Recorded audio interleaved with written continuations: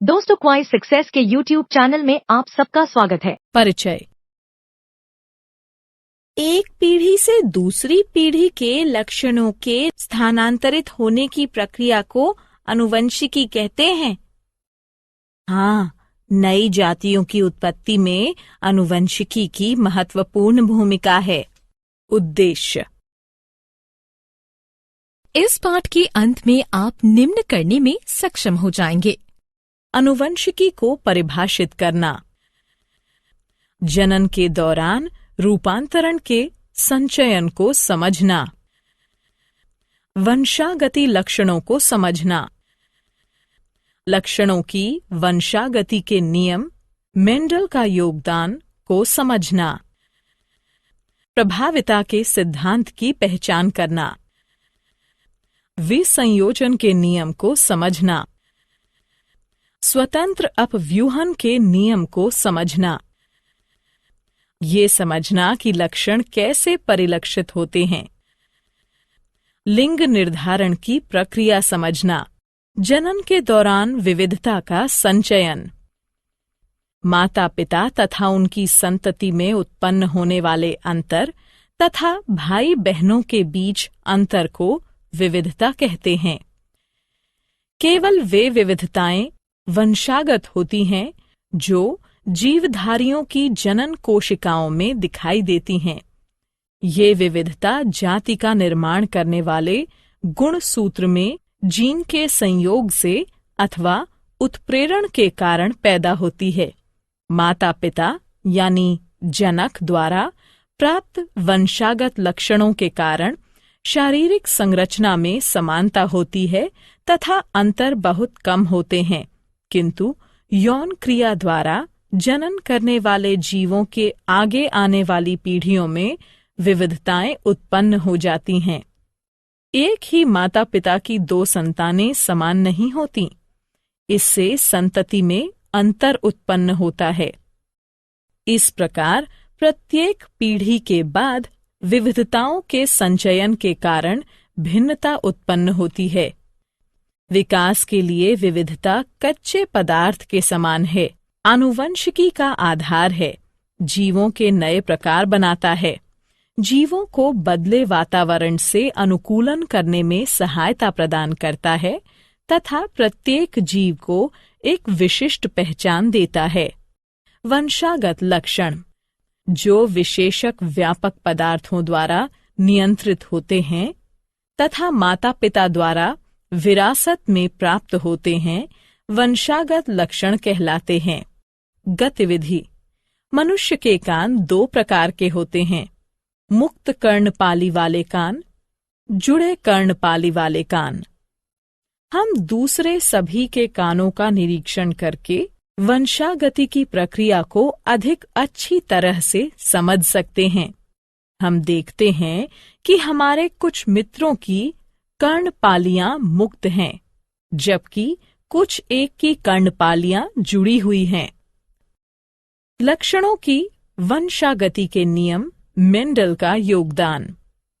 लक्षणों की वंशागति के नियम इसलिए आए क्योंकि माता पिता दोनों समान रूप से आनुवंशिक पदार्थ डीएनए का योगदान बच्चे के लिए करते हैं।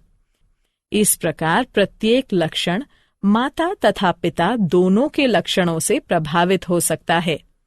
पीढ़ी दर पीढ़ी लक्षणों की वंशागति का अध्ययन करने के लिए ग्रेगोर जॉन मेंडल ने 1856 में 7 दृश्य विपरीत लक्षणों वाली मटर पर प्रयोग किए।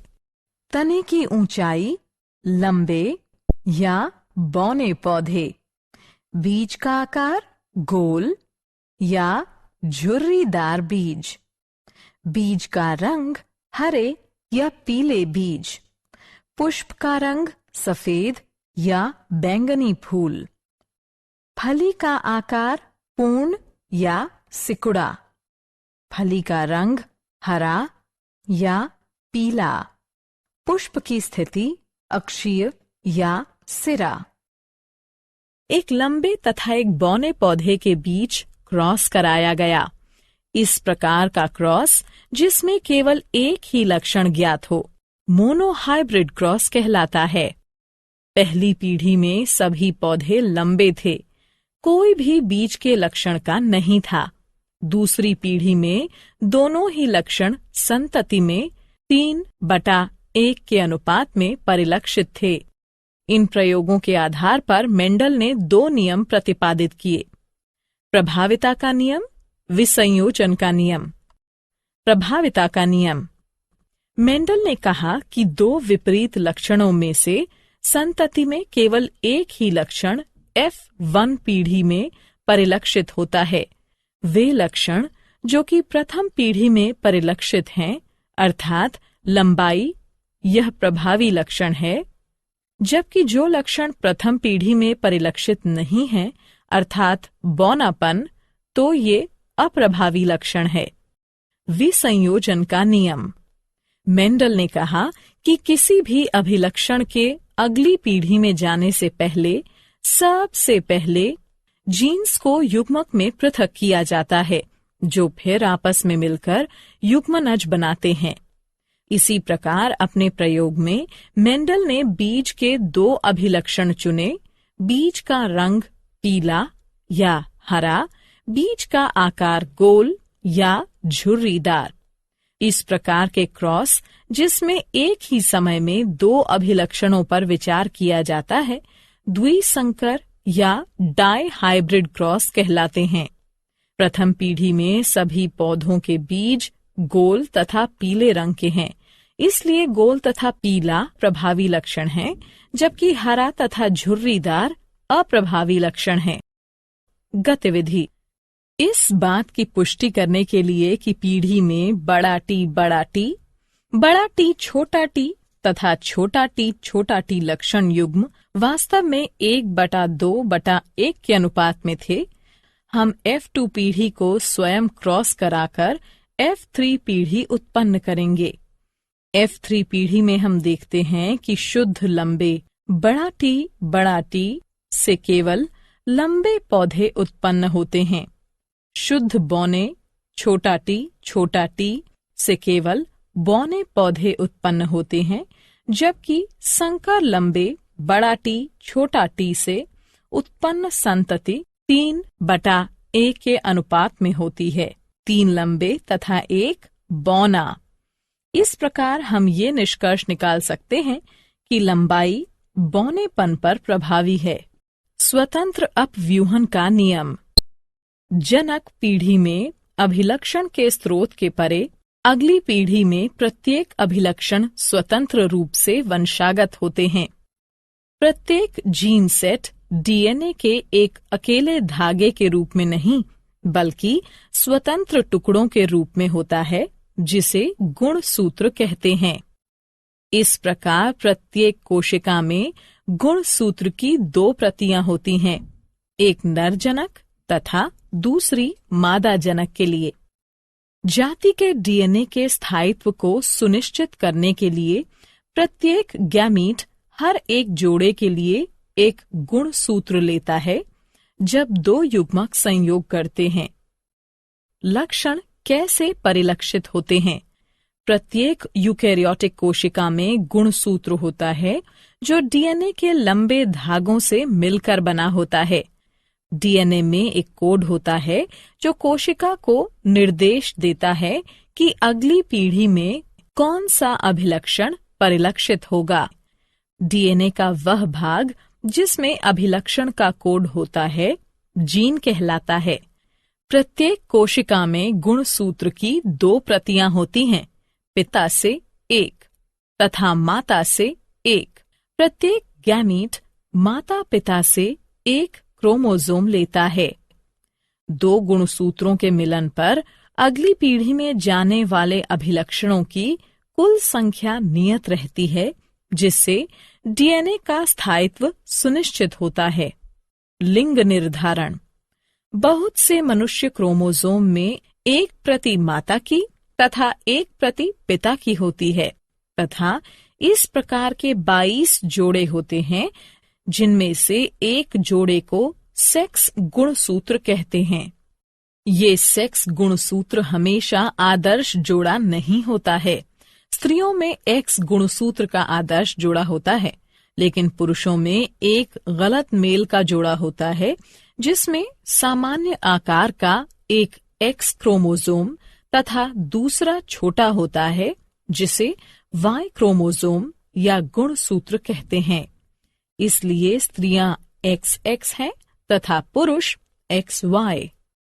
अंतरंग के दौरान माता हमेशा X गुणसूत्र का योगदान प्रदान करेगी, चाहे बच्चे का लिंग कुछ भी हो, जबकि पिता द्वारा दिए गए गुणसूत्र योगदान से बच्चे का लिंग निर्धारित होता है। जो संतान अपने पिता से X गुणसूत्र वंशागत करेगी वो बेटी होगी, जबकि जो संतान अपने पिता से Y गुणसूत्र वंशागत करेगी वो पुत्र होगा। क्या आप जानते हैं? आनुवंशिकी नाम बेटसन द्वारा 1906 में रखा गया था। मेंडल को आनुवंशिकी का पिता कहते हैं। सारांश। आइए जो कुछ हमने सीखा है उसे संक्षेप में दोहराएं। पिछली पीढ़ी से वंशागति में एक मूलभूत शारीरिक संरचना तथा साथ में अगली पीढ़ी के लिए उपयुक्त बदलाव दोनों मिलते हैं। वंशागति के नियम उस प्रक्रिया का निर्धारण करते हैं जिससे लक्षण विश्वसनीयता पूर्वक वंशागत होते हैं। पिता तथा माता दोनों समान मात्रा में आनुवंशिक पदार्थ का योगदान बच्चे के लिए करते हैं। मेंडल ने अपने जनन प्रयोगों के लिए विपरीत अभिलक्षणों वाली 7 जोड़ी मटर का प्रयोग किया। F1 पीढ़ी में मोनोहाइब्रिड क्रॉस से मेंडल द्वारा प्राप्त सभी पौधे लंबे थे। F2 पीढ़ी में सभी पौधे लंबे नहीं थे तथा उनमें से 1/4 बौने थे। इन क्रॉस के द्वारा प्रभाविता नियम तथा संयुग्मों की शुद्धता या विसंयोजन नियम कार्यकारी हुआ। डाई हाइब्रिड क्रॉस में मेंडल को F2 पीढ़ी में 9/3/3/1 का अनुपात प्राप्त हुआ। इससे स्वतंत्र अपव्यूहन के नियम की खोज हुई। जीन डीएनए से बनते हैं जो लक्षणों की अभिव्यक्ति के लिए आवश्यक प्रोटीन का निर्माण करते हैं। मनुष्य में किसी भी व्यक्ति का लिंग आनुवंशिकी द्वारा निर्धारित होता है। मनुष्यों में गुणसूत्र के 23 जोड़े होते हैं। 23वें जोड़े को लिंग गुणसूत्र कहते हैं। स्त्रियों में XX प्रकार के सेक्स गुणसूत्र होते हैं, जबकि पुरुषों में XY प्रकार के सेक्स गुणसूत्र होते हैं। इस प्रकार पुरुषों में 44+XY युग्म तथा स्त्रियों में 44+XX युग्म के गुणसूत्र होते हैं। दोस्तों, आपका क्वाइज सक्सेस में स्वागत है। अब बिना समझे रट्टा मारने की कोई जरूरत नहीं। हम लेकर आए हैं पढ़ाई का एक नया तरीका जहां 3D animated videos, AI powered test series और ई बुक्स में MCQs और माइंड मैप्स का परफेक्ट कॉम्बिनेशन मिलता है। क्लास 8 से 10 के स्टूडेंट्स के लिए फाउंडेशन कोर्स और क्लास 11 और 12 के स्टूडेंट्स के लिए सक्सेस ब्लूप्रिंट कोर्स, ये सब IIT और IIM अलुमनी के सहयोग से तैयार किया गया है ताकि आपको मिले सबसे भरोसेमंद और रियल एग्जाम एक्सपीरियंस के साथ कॉन्फिडेंस बूस्ट। चाहे इंजीनियरिंग एंट्रेंस हो, मेडिकल एंट्रेंस हो या कोई भी कम्पिटिटिव एग्जाम, अब सक्सेस आपकी मुट्ठी में है। हजारों स्टूडेंट्स पहले ही जुड़ चुके हैं, अब आपकी बारी है। पढ़ो अपने घर से, अपने समय के अनुसार, अपनी सुविधा से। बस QR कोड स्कैन करो और क्वाइज सक्सेस मोबाइल ऐप अभी मुफ्त में डाउनलोड करो। मॉक टेस्ट्स दो, प्रैक्टिस करो और अपने मार्क्स में फर्क देखो। और हाँ, हमारे YouTube चैनल क्वाइज सक्सेस पर रोज देखो नए वीडियो कोर्सेज के लिए। चैनल को सब्सक्राइब करो और अपने दोस्तों को भी जरूर बताओ। धन्यवाद।